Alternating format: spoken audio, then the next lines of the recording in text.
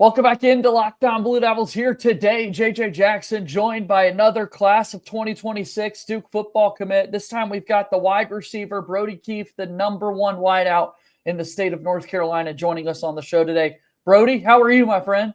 I'm doing good. Glad. Thank you for having me on here. Absolutely. Excited to chat with you and hear a little bit about your story and the decision ultimately to play football for Duke. And that's kind of where I want to start.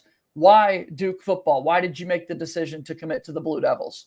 I think obviously the academic part speaks for itself. That's kind of self-explanatory. But then, I've just throughout since sophomore year, since my recruited started, Duke's kind of been just consistent, always checking in on me, no matter where I was in my recruitment. And then, really a few months ago, or maybe a year ago, I think that relationship got really tight. And then I started to take, a few visits. I went to a basketball game or two just to see the coaches as soon as I could. And it was really on my OV. I think I really got the full appeal to it. Just really seeing what everyone was about. It's really the coaches and Coach Zahn. Me and him have a really good relationship. I could really see myself excelling under him. And I also think Coach Diaz is doing a great job with, the trend that Duke football is on right now.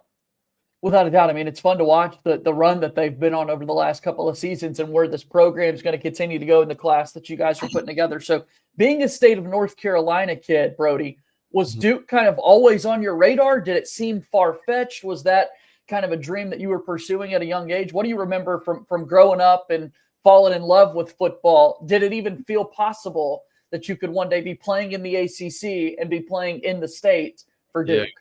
Well, so I grew up in Charleston, South Carolina. Okay. And I moved when I was pretty young to North Carolina. And my dad, funny enough, has always been a Chapel Hill fan his whole life.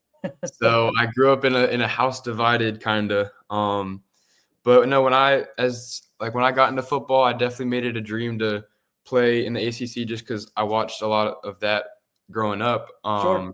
My stepdad, he played for Florida State, so we were always watching ACC games. And then really once I started to get recruited, I was like, it'd be really cool to stay in state. Obviously my mom loves that too, being closer to home. But yeah, I would say it's always been a really, really good dream of mine to, stay in state and play for the state. And now you're on the path to make that a reality. That's super cool to hear. So go back to those early days. What are the first kind of memories that you have playing football? How far back does this journey go? So I actually started in 5th grade, which okay, my friend group is actually pretty old. They all started playing really young. My mom wouldn't let me, but 5th grade is when it started. I was a must play in Pop Warner football. I was only required to play 3 plays a game. And then middle school came around. I played running back. I think I had 20-something touchdowns my 6th grade year. So I thought I was going to be a running back. And then I broke my ankle in middle school, 8th grade, which switched me to receiver. I grew a lot in that 8th grade window, which just put me naturally to receiver. And then freshman year, I was just training, trying to reach that goal of playing football in college. And then I transferred to Myers Park, where I'm at now, just for coaching and getting me to ready for the next level. And that's just, helped me tremendously as far as where I'm at now.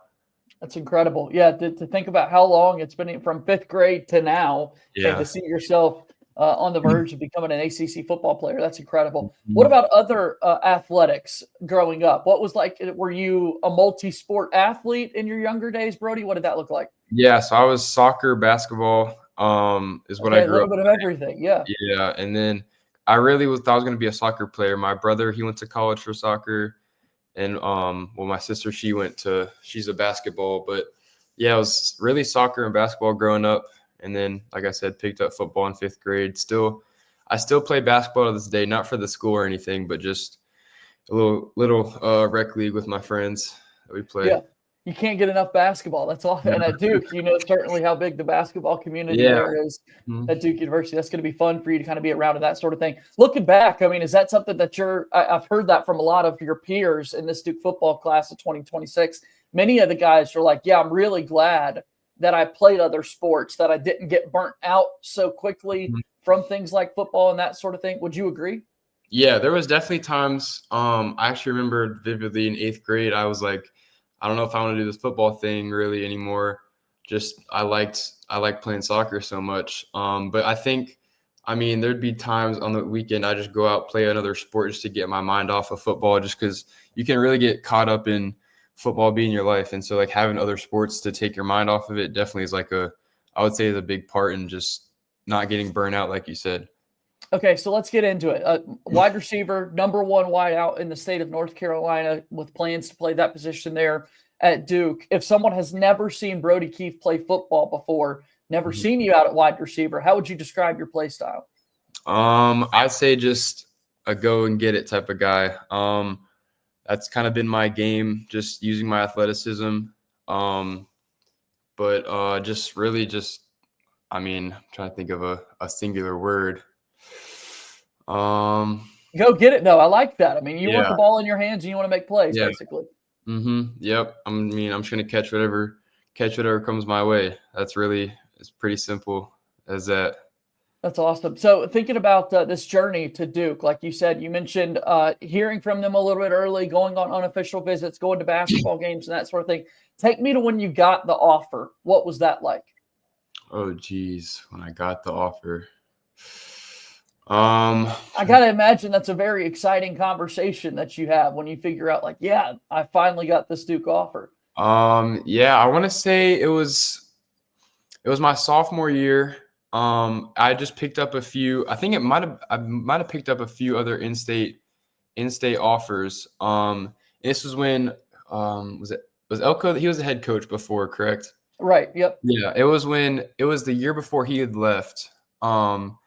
And I remember getting the phone call. I just gotten a few other, I think, in-state offers. And then I got the phone call or my head coach texted me saying, "Hey, get on the phone with Coach Elko at the time." And I was like, this will be a pretty cool if I get this offer. I know my mom, she's like, because she's a big academic Yeah. parent. So she's like, I mean, this could be, if you take this, like, it could be a big opportunity for you. But I remember I was on the phone. Obviously, they extended an offer to me, and I was like, I mean, at the time, I was like getting a bunch of other offers, so it was like, just like, okay, another one I gotta consider. But I mean, looking back at it, it was like one of the really cooler phone calls I've had. Yeah, I would imagine so. And then for Coach Elko to head off to Texas A&M, Manny Diaz and his staff come in and to honor those offers and to form those relationships is so huge. You talked about Coach Zahn and the relationship that you've got with him already. What has that process been like, getting to know a new staff? Yeah, that was a big reason. Just I think that's why I really made up to those basketball games, because I just wanted to get there early. I didn't want to wait for the football season to come around and then I meet them. So I mean, I went up to a basketball game, got to meet him as soon as he got there. I've honestly talked to Coach Zahn prior, but yeah, just really getting to meet them, develop that relationship, like I talked about. I mean, it's definitely paid off that I got up there. I mean, as soon as he got to Duke, I think it helped a lot. No doubt. And then you get a chance to meet Manny Diaz. And how would you describe Coach Diaz? What's it been like getting to know him? It's been really cool. He always just seems positive. I mean, I think he has a really good energy about him that's really contagious. But he's very serious when it comes to his work. I mean, a lot of times when he's around his players, he definitely has that mode he switches on. But I think he does a good job at like being very relationship like heavy with his recruits. And it's been really good for me in my recruitment process. Yeah, it's been fun to get to know him over these past couple of years and the type of players that he's recruiting, certainly putting together a really good roster. And offensively speaking, the staff that he has with offensive coordinator Jonathan Brewer, Brody, watching Duke week after week. I mean, Duke doesn't stop scoring. It's a whole lot of fun to kind of watch this offense. What have the conversations been like with Coach Brewer? Yeah, Coach Brewer, he's honestly one of my favorite dudes. I was on my OV really. I mean, just sitting in his office. I think I went back at like 2 or 3 times, and it's just, I mean, his pitch is like, we're gonna throw dudes the ball. Yeah. I mean, and it's like you said, That's what you want to hear, right? That's what, I as a was like, receiver, that's what you want to hear. you don't got to tell me much more than that. So that kind of sold it for itself. I mean, you look at the Eli, you look at what he did, and how now he's in the league. Yep. That was a big part of it too. Just seeing like guys like me have success at Duke and then go on to the league, which is obviously the end goal.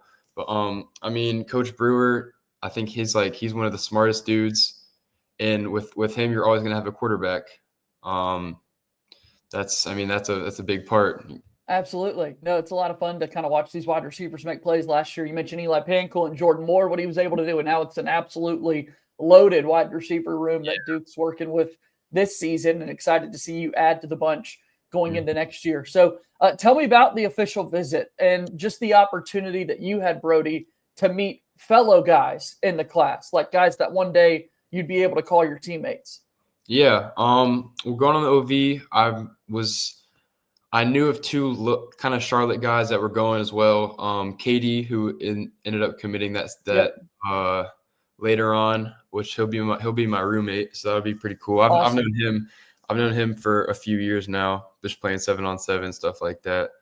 But it was really cool because I'd never gotten the chance to like really meet or like speak with any of them. So I think the OV helped just build that kind of family bond in a way. Especially with just fellow other receivers that are committed there. And I mean, I got to see Terry. He was at a game actually. But I mean, even being able to meet him for the first time, I think it like opened me up to like building those relationships with my future teammates.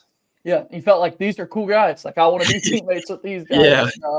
That's it. You want to like your teammates. So that's really great to hear. Talking about this official visit, did you know kind of leaving that weekend? Because it seems like if the timeline's correct, pretty quickly after that official visit, you made the decision ultimately to commit to Duke. So what would you say about that weekend made you say, yep, I'm done. I'm done with this recruiting thing. I want to go ahead and make the decision to commit to Duke? Well, that was my first OV. So really bleeding up to all my OVs, we had me and my mom, we had a really good plan of just like, all right, what are we looking for? Like, where do you want to go play? Like, where do you want to fit in and go play? And I think I said it earlier, like the education part speaks for itself. I mean, one of the most prestigious schools out there. But really just sitting with Coach Brewer and Coach Zahn and just like getting with their image of me and how I'd fit in with the system. I mean, you can't really offer anything better than that. Trying to get out there and play as early as possible. Obviously, you can't promise anything, but I mean, just hearing what they had to say, their image for me in the offense, I can't really beat it with. I mean, it's pretty simple than that. That you see every week now. I mean, they've got a receiver who leads the ACC in receiving yards and the quarterback that leads in passing yards. So yeah, it's pretty self-explanatory if you look at the statistics side of it. Yeah, that's the perfect offense to be a part of. So what's that conversation? Did you call Coach Diaz and let him know that? It was on my OV. Okay. It was the Sunday before Everybody left. Okay. one final meeting with Coach, and we were sitting in his office, and I was like, I need to go talk to my mom really quick. So we went down the hall, and I was like, okay, like I really want to do this right now. And of course, she's like, okay, let's just make sure, like, don't rush into anything, that kind of way. I'm like, I know, like it's a feeling. Felt right. Yeah. Yeah, it felt like it was the time. So we went back in, we made the decision. And I'm sure he was super excited to know that you're aboard and joined this class. That's super awesome. So now as you look forward, is the plan for you to be a mid-year enrollee, and kind of what went into the decision to do that? Yeah, I will be mid-yearing. I think it's kind of just like you kind of have to now. I mean, just being able to get up there early, be a part of spring, just get in the system as early as possible. I think it's kind of how you have to do it now. Yeah. And to be honest. Yeah. And you feel comfortable that you're excited about doing that, right? Yeah. I mean, I tell my coaches, I'm like, I love this high school thing, but I mean, my mind's already kind of kind of jump to college. So That's awesome. So you got to soak up these last few weeks of stuff of college, or excuse me, of high school ball before that goes. What has that been like? Is it surreal, kind of counting down the days, the conversations you're having with the Myers Park staff? yeah, I think it's honestly more surreal for them than it is me. Yeah, but I mean, yeah, I'm just enjoying my last couple weeks of high school, finishing out the season. Right, like we're on track right now. We could really have a good shot at the state championship this year, which would be something that hasn't really ever happened at Myers. So excited for that. Just, continue my relationship with friends, stuff like that. But yeah, I mean, I'm ready to get up there. Yeah, that's epic. All right, so as we start to wrap this up, Brody, I've heard you talk a little bit about your mom and dad, stepdad, your brother, sister, the whole family kind of involved. How important have they been to you in this entire process? What have they meant to you as you're making this big decision? Yeah, it was, I mean, I've come from a big football background, just parents just being involved in sports in general, to be honest. But it was always the plan to have everyone have a say, or not have a say, but I like to hear their feedback. It means a lot to me. Just like I know they're going to have my best interest at heart. So just valuing what they say, and ultimately I live with my mom, so she's been with me every step of the way since freshman year when this whole thing started. So obviously I valued her opinion a lot, but ultimately it was my decision. But I value everything that anyone in my family says, even my grandparents. They try to keep up. And I would say for you to have, your siblings kind of go through the college athletics recruiting process, not everybody has that. Yeah, they were a big help. Really my brother, because he played his freshman year in college for soccer, and just obviously his process was a little different just based on the sport. But just hearing his experience and what to look for in a college, what to look for in a coach, make sure they're being genuine and authentic with you. Just giving me tips and guides throughout the whole process. That's awesome. All right, I'll put you on the spot here to kind of wrap it up, Brody. But for Duke football fans out there, let them know kind of once and for all what they're getting out of Brody Keefe, the wide receiver, and what to expect out of this class of 2026. Yeah, you're going to get someone who wants to win, who's going to do anything to win. A hard worker is what I'll say. I can back myself up with that 100%.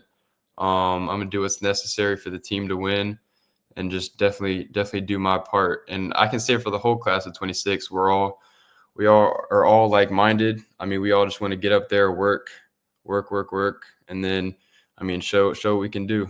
Yeah, let the results play out on Saturdays. That's awesome. Brody, it's been wonderful getting to meet you, man. Thanks for doing this.